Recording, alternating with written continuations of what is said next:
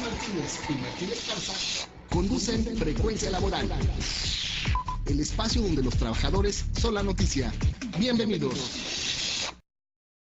Fue declarada constitucional la aprobación de la reforma política el pasado miércoles 22 de enero del 2014 por la Comisión Permanente del Congreso de la Unión, pero se trata de una reforma política que no favorece la democratización de los procesos electorales y que concentra aún más las decisiones de gobierno en unas pocas personas, ignorando sobre todo la opinión de la ciudadanía. Eso lo advirtió la maestra Marta Singer, profesora y coordinadora del Centro de Estudios Políticos de la Facultad de Ciencias Políticas y Sociales de la UNAM.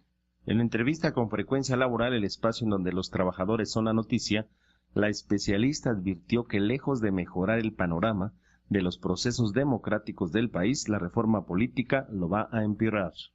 La llamada reforma política es una reforma muy parcial que no va a dar resultado en términos de generar mayor certidumbre y confianza de la ciudadanía en los procesos electorales como se hubiera esperado.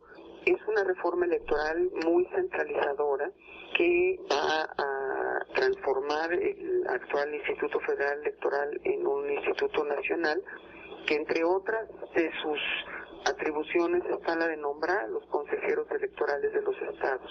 Esto significa que los consejeros electorales van a tener aún mayor peso político más que en la organización electoral, y esto tampoco va a ayudar a que el Instituto Electoral goce de una mayor fortaleza, dado que sus decisiones van a ser seguramente muy cuestionables. Por otra parte, la reforma político-electoral permite la reelección de los legisladores. Se trata de una reforma política que concentra en unas pocas manos aún más las decisiones políticas que se toman en nuestro país, y en ese sentido creo yo que, lejos de mejorar el clima que hay en torno a los procesos políticos, pues lo va a exacerbar aún más. Dijo que la reforma política se quedó coja porque aprobaron la reelección de diversos funcionarios y legisladores, pero no les pusieron un control en caso de que malgobiernen o se corrompan, como la revocación de mandato. Y en cambio, tanto el PRI como el PAN están boicoteando la ley secundaria para reglamentar la consulta ciudadana, que es un derecho constitucional, porque se niega a que la ciudadanía participe en los procesos decisivos de las políticas de gobierno, por lo cual calificó la aprobación de la reelección en esta reforma política como un error. La reforma política dejó como uno de los grandes temas pendientes el de la consulta ciudadana. Ya está dentro de nuestra Constitución aprobado que haya estas consultas ciudadanas con una serie de requisitos que son muy elevados y difíciles de cumplir, pero no se legisló en la materia, no se hizo la legislación secundaria. Esto, sin lugar a dudas, es un tema que no es de interés ni del PRI ni del PAN, y que han boicoteado la expedición de esa legislación secundaria que está haciendo falta. Esto hace que la reforma quede muy coja, dado que no se están abriendo posibilidades a la ciudadanía para que participe en los procesos decisorios. Y pues es el miedo que tienen estos partidos políticos grandes de que sus decisiones puedan ser cuestionadas por una amplia margen de ciudadanos. Con esto se acaba la era de la Revolución Mexicana, la era antireeleccionista de la Revolución Mexicana. Bueno, pues sí, en la medida en que se está abriendo la puerta para la reelección de legisladores y presidentes municipales, sí se rompe con un viejo tabú, con una vieja práctica que fue motor de la Revolución Mexicana, y desafortunadamente me parece a mí que el haber legislado como se hizo es muy a la ligera, dado que no se cuenta con canales para escuchar a la ciudadanía y abrir compuertas que hagan que los legisladores no trabajen para ellos mismos, sino que lo hagan para los ciudadanos. Mientras no tengamos procesos electorales plenamente confiables y que gocen de la certidumbre en la ciudadanía, el abrir la puerta a la reelección es un error. Pues con esta reforma política, los diputados podrán reelegirse hasta 4 veces de manera consecutiva a partir del 2015. Los senadores harán lo propio por 2 ocasiones consecutivas a partir del 2018. Los consejeros electorales aumentarán de 6 a 9 años su encargo. La Procuraduría General de la República se convertirá en Fiscalía General de la República y su titular durará no 6 años, sino 9 años en el cargo. Y si tenemos un fiscal como el exprocurador que inventaba escenarios a través de la televisión, pues ¿cómo lo vamos a remover si no hay revocación de mandato? Imagínate, se van a poder reelegir los políticos sinvergüenzas como Javier Lozano, ¿sí?, como Emilio Gamboa, como Beltrones, que toda su vida se han enquistado ahí en el Poder Judicial.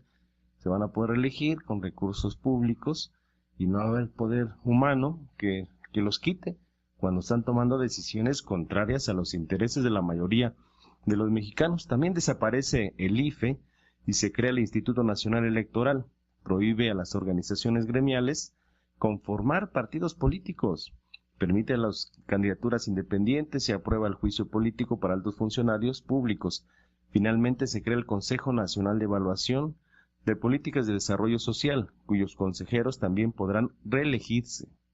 Bueno, con lo más paradójico es que esta reforma política fue apoyada por el PRI, PAN, el Verde Ecologista y Nueva Alianza, pues que ya ni deberíamos mencionarlos porque ellos siempre hacen lo que diga el PRI, pero el PRD, 53 diputados del PRD votaron a favor porque decían que ellos estaban pidiendo que ellos apoyaban esta ley, esta reforma, pero a cambio de que se apoyara la ley de participación ciudadana. Igual lo mismo dijeron con la reforma energética, que daban paso a la reforma energética para que se apoyara la aprobación de la ley de participación ciudadana, pero esa se quedó congelada. O sea, ellos dieron el voto y los chamaquearon. Pero bueno, finalmente pues también los seduce la reelección, ¿no?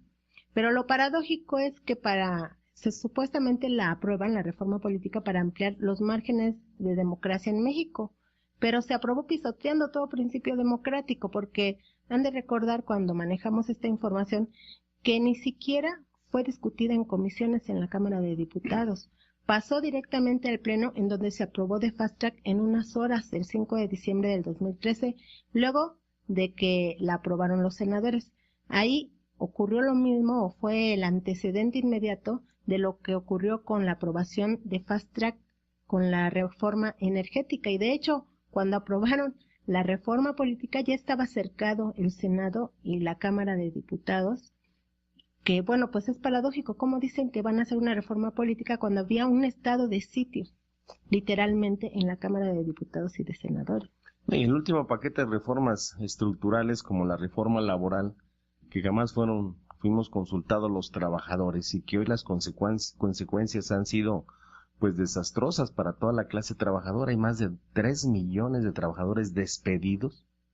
Hoy los patrones y los gobiernos federales, estatales y municipales despiden a diestra y siniestra a los trabajadores. Hoy los obligan a contratarse a través de las llamadas outsourcing, contratos a prueba, y nunca se consultó.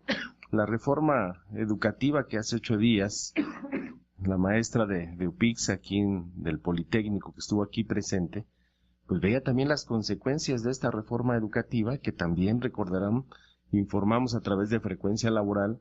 Ni siquiera los diputados leyeron el dictamen, nada más levantaron la mano para poder modificar también de fondo el artículo 3 constitucional de aprobar no una reforma educativa, sino una reforma que es administrativa, que está condenando a los trabajadores a un régimen de excepción en cuestión de sus relaciones laborales. Y lo más grave, esta reforma energética que fast track. Incluso recordemos las palabras del senador David Penchina, presidente de la Comisión de Energía en el Senado, diciendo que ellos no tenían por qué consultar a los mexicanos de una reforma tan trascendental para la vida económica y social de este país. Dice, nosotros el pueblo nos dio el apoyo y nosotros entonces tenemos una democracia representativa y no tenemos por qué consultar a los ciudadanos de estas reformas.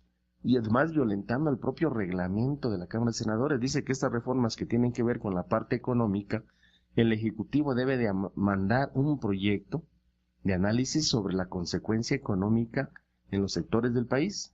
Y a falta de este dictamen o de este anteproyecto económico, simplemente se tendría que rechazar, pues ni siquiera el Ejecutivo, ni tampoco los senadores hicieron este proyecto sobre el impacto económico en la vida política del país, económica y social del país. Entonces estamos ante esta democracia representativa que hoy nos llevan a que ninguna organización gremial o social o popular pueda organizarse para crear un partido político, para tener representantes en el Congreso, sino se cierran a querernos llevar a una partidocracia como está en Estados Unidos, ¿no? Sí, porque se prohíbe expresamente que las organizaciones gremiales formen un partido político. Y lo cual es ilógico. ¿Por qué prohibirles ese derecho? No, y además tú checas en los estatutos de varias organizaciones gremiales, principalmente la CTM, en sus estatutos se establece que deben de afiliarse al PRI, ¿no? O sea, lo cual es ilegal. Es ilegal, dice la ley, pero aquí no te permiten entonces organizarte tú como un derecho humano, un derecho civil, que es organizarte en un partido político, tener el derecho de voz y voto, poder ser votado también, y entonces te niegan toda esa posibilidad y se queda en manos de esta clase política gobernante que se ha enquistado a las últimas décadas para tomar decisiones por nosotros, aunque sean contrarias a los intereses de la mayoría de los mexicanos. Hasta la próxima. Frecuencia Laboral. Escúchanos el próximo sábado de 7 a 8 de la mañana por el 760 de AM.